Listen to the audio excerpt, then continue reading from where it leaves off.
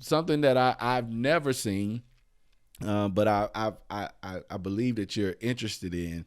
Bigfoot, Sasquatch. Oh yeah, well, Let's talk a little bit about it because I've seen it on the back of your truck. I believe I saw the sticker. Are you a believer? It's kind of a funny story. Tell me about it, please. I could tell you as much about Bigfoot as I've gleaned off the web. Sure. I've never been hunting. I've never done any of that. Years ago, when I worked for Terminex, we had a CEO that had just taken over. She was a lady, and she wanted to meet each region. So we all went to Shreveport, and we're sitting around eating and talking and having a few drinks. And she just wanted us to let her hair down and talk. Sure. Well, most people, when they get a CEO in the room, they want to talk shop. Yeah. I'm doing this. I'm doing that. Want to prove themselves. I tried to find a common ground with somebody when I meet somebody. Sure. And she seemed really nice, and I didn't want to talk about me. I said, well, tell me a little about you. I said, where are you from? And she said, Seattle, Washington. And I said, oh, that's where the first Bigfoot sighting was. And we talked about Bigfoot for an hour and a half. Her dad she was all into it. Well, my boss thought I was nuts. He was going, oh my God, this guy's crazy. Well, she went back to the home office in Memphis, and she told everybody in the home office, which I had to deal with for payroll and HR and all that stuff. If you want to know anything about Bigfoot, you need to call Bing in Marshall. I was in Marshall at the time. You need to call Bing in Marshall. And from then on, I started getting emails. Really? Of sightings and stuff. I get socks with Bigfoot on. I get T-shirts. To this day, I still if they go somewhere and there's a Bigfoot there, they bring it to me. I have more Bigfoot stuff. I got 2 Bigfoot in the backyard. I've got, of course, on the back of my truck, I used to have magnets that said, and it was just more for fun than anything. Right. I've never been to conventions. I had a guy from the Lions Club call me not too long ago. He said, Chris called me from Marshall and said, hey, I'm always doing these Lion Club meetings, and these old people just fall asleep because I'm talking about money and this and that. Sure. He said, Bing, I heard you were the Bigfoot guy. And I'm like, oh. He said, I want you to come in and talk about Bigfoot. And I said, well, you probably need to get somebody that knows a little more and has actually experienced it. Right. Well, the guy that has the thing in Jefferson every year, his name is Craig Woolheater, and he came. I figured out who he was, and I had him contact him, and he came out and gave a class. And Chris was like, "Well, you come. I'll buy you lunch. You need to be here. Come and just check it out." Okay, so he said, "But I really think you could. I really think you could pull it off." And I'm like, "No." I said, I don't want to misinform anybody. Right. I think I was out there near Lakeport, close to Easton. And I saw somebody. I was like, I wonder if Bing lives there because it was a person. They had like those little statues. Those little statues. I get pictures of those everywhere. I was like, I wonder if Bing lives over there. And I bought a Bronco recently. I ordered it last year. I got the big Bronco, and it's got a Sasquatch package. It's Area 51 blue because like aliens. So I got that. It's got a Sasquatch package. I put a mountain scene on it. There's a Sasquatch on each side on the mountain walking around. It's Squatch rated. There's a yoga Squatch sitting on my dash, and my air freshener in the truck is a Squatch. I know you said your extended knowledge is things that's on the internet. Do you actually go and entertain any of it though, or do you just kind of no? I did look on your Facebook one time, and you had stuff. Like there was like a podcast. I'm members on Facebook with groups that are Bigfoot people. Yeah. And I don't know how to say this. I don't go to the conventions because I believe that our God is an awesome God. Sure. And I believe that he created more things than we'll ever know. Sure, I believe so too. I believe that, that's what I believe. And could there be one out there? Maybe. Yeah. I don't know. I've never seen one. If I did, I'd probably wet myself. I know. But that's not it for me. They might have to come change me. But if I saw a Boggy Creek monster when I was a kid. The Falcon Monster. If you ever saw it, it's like an old Batman. Remember the old Batman with Adam West, those corny Batman shows? Well, this was, seeing it now was more corny, but back in the day, it scared me. This thing reached into an outhouse and grabbed a guy, and it was Ugh. You felt like you saw one when you... No. It was a movie. Oh, okay. I thought you... It terrified me. And I've always had this little thing. And when I'm in the woods, I hear something. You always don't know. The hair stands up on the back of your neck. And you go, oh my God.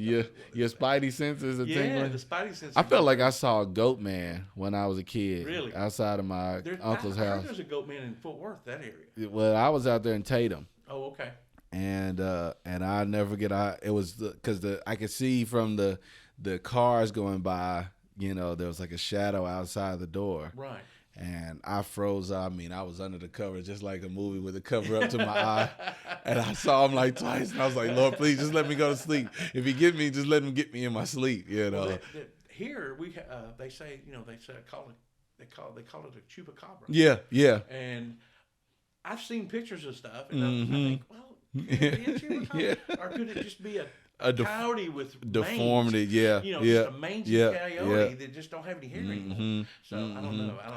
So if you had to place a bet, yes, no, there's a Bigfoot living, based on even just the passive information that you've seen, which one would you lean towards? As many sightings as there's been, and not just been talking to Mr. Woolheater, he said out of 100, he probably really maybe 50%. Sure. Because some of these sightings are drug induced. Sure. Or drinking induced. Sure. Yeah. Or something like that, or something they just didn't know what they were looking at. Sure.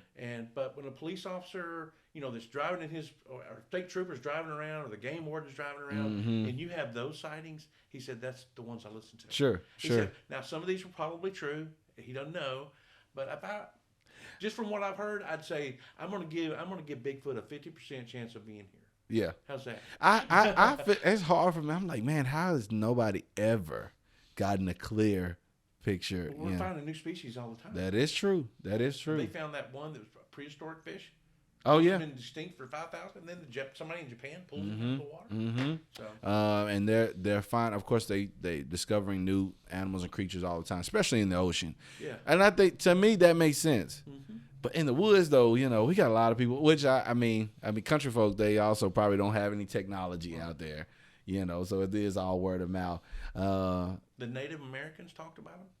I mean, it's really? Yeah. Oh, no, that I didn't know. Yeah, they call that's where the Sasquatch came from.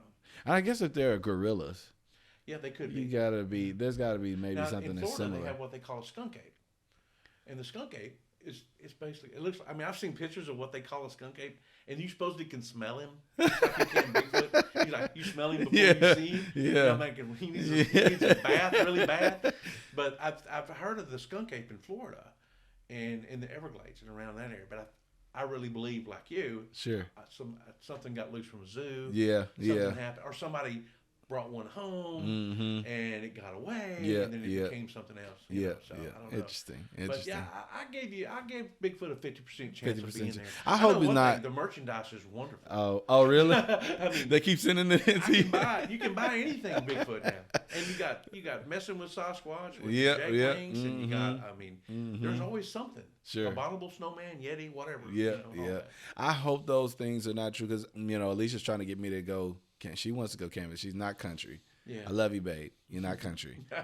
She thinks, camping, this is this wonderful experience. I'm like, no, there's no barrier and no help between me and whatever may be out there. Exactly. I like to mitigate my risk as much as possible. Even a camper, if there's a real Bigfoot, he wants to get into that camper. Yeah. I'm like, I think he's going to be able to get in here and then we're stuck, So I hope that there's not out there, because I think one day eventually she'll convince me. She tricked me into going up on a parachute. She's gonna say she didn't trick me. She wanted to go to Napa Valley. She's been saying it for years.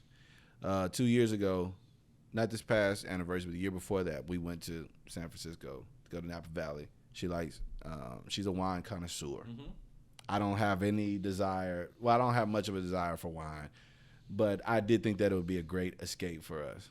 We get there. Well, we wanted to go out of the country. We didn't get our passport in time. It was taking longer for the passports to come in. So I was like, let's not even risk it. Let's just go ahead. You've been talking about Napa Valley for years. Let's go ahead and do it.